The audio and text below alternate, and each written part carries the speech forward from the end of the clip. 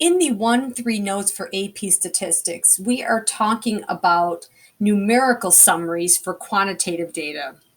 So we have measures of center, mean, and median. There's also the mid-range, but we don't use it as often. And then we have measures of spread or measures of variation. Same thing, they're synonymous. So the measures of spread include the range, which is non-resistant, the interquartile range, which is resistant, but then there's these other two things that are called standard deviation and variance. So those are the two I want to talk about now. And they come together hand in hand because you can't have one without the other. So recall that the mean is calculated to balance values that are below and above the center. The standard deviation measures the average distance that each data value is from the mean. You might recall using a chart method in Algebra 2 to find standard deviation. I'm going to walk you through that again. And on one of the problems of the homework, I want you to do it this way, okay? So we have our data set right here. 1, 2, 3, 4, 5, 6, 7, 8. So our n size is 8. So to get x bar, we have to add up all these values. Let's see what we get if we add up all those values.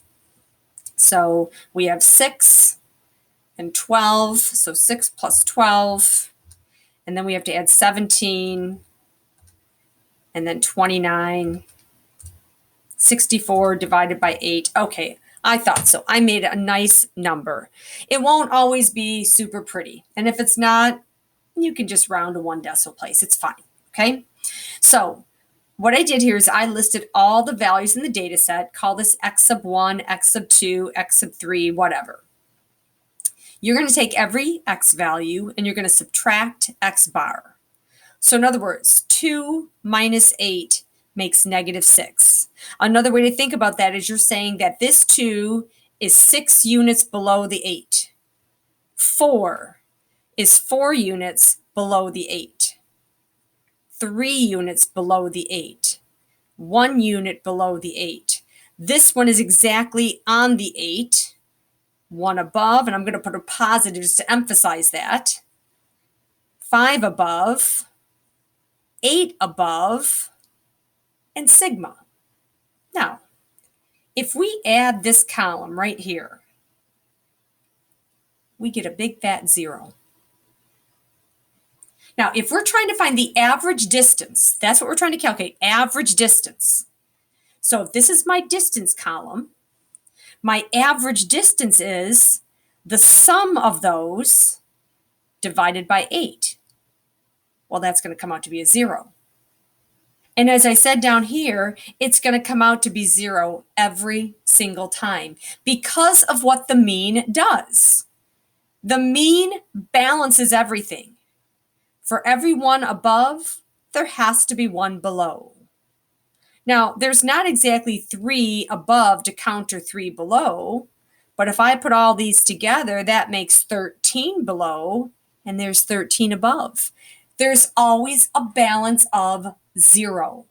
This column doesn't do us any good. So what we do is we square that column.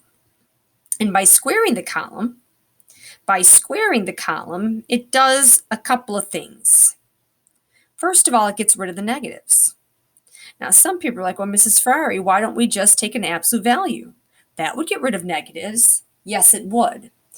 But it wouldn't take us to what's called the variance. The variance has to come from the quantities squared.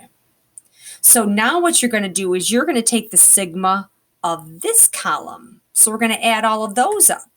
We're going to take the 36, we're going to add the 16, and then there's 10 more, and then there's 26 more, and then there's 64 more. I'm kind of combining some of those as I go. 152. All right, your variance. You take that sigma and you divide by, not your n size, but n minus 1. So we're going to take 152 and we're going to divide by 7. Divide by 7. So call it 21.7. That's your variance. Then you take that answer and you take the square root. 4.7. That's your standard deviation right there. So now what we're going to say is not that every value is exactly 4.7 away from the mean, but on average, every data value is about 4.7 units away from the mean.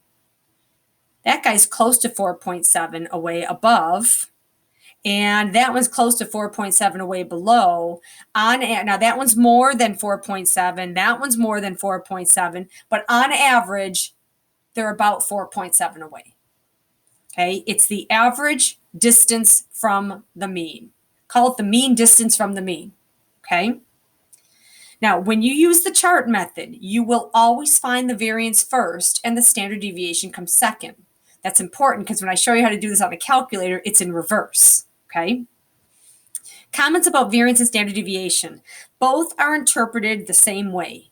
Larger variance or standard deviation, greater spread. Units for variance will be squared because we squared everything, okay?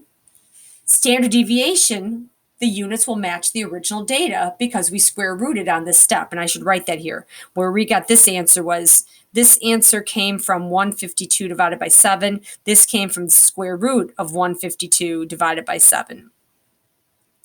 All right. The values of each must be greater than or equal to 0. They could be equal to 0. If you had a data set that every value was equal to the mean, you have no variation. So the answer would be 0. Neither is considered resistant because in order to calculate this, we used X bar. X bar is not resistant, and therefore any calculation we do with X bar will also be non-resistant. In other words, if there's an outlier, your variance and your standard deviation are going to seem exaggerated. Here's some AP phrasing for standard deviation. The typical value of whatever it is you're measuring is an average of, state the standard deviation with units, from the mean value of, state the mean. We'll do an example of that on the next page. All right. Which measure of center and spread should you use?